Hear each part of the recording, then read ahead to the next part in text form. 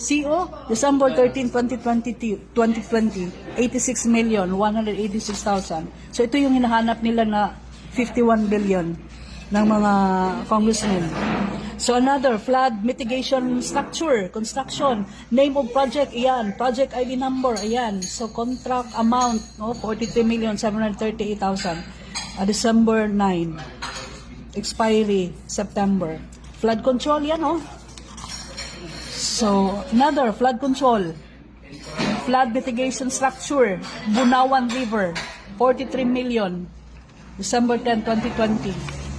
So another construction, Lasang River naman, 67 million. Yan, oh, so dili ni siya ghost, di ba? Dili ghost project, kay klaro man, oh, na picture, oh, na ay pangalan. Yes, oh, may mga date. So saan pa? Davao River, 60 million.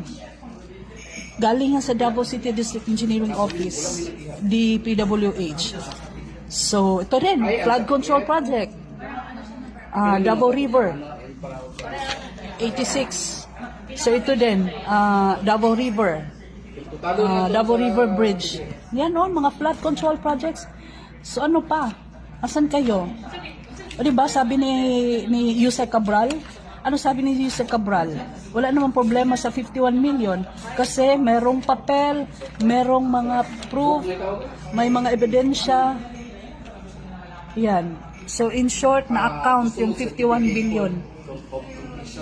Yan guys. So ganito siya ka-thick itong libro.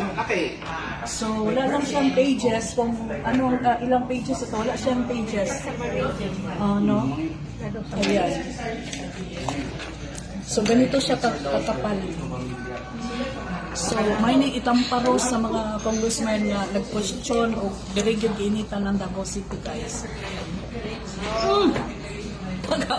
Kabaga. So, available lang din siya. Nani sa DPWH City Engineering Office, kanina libro.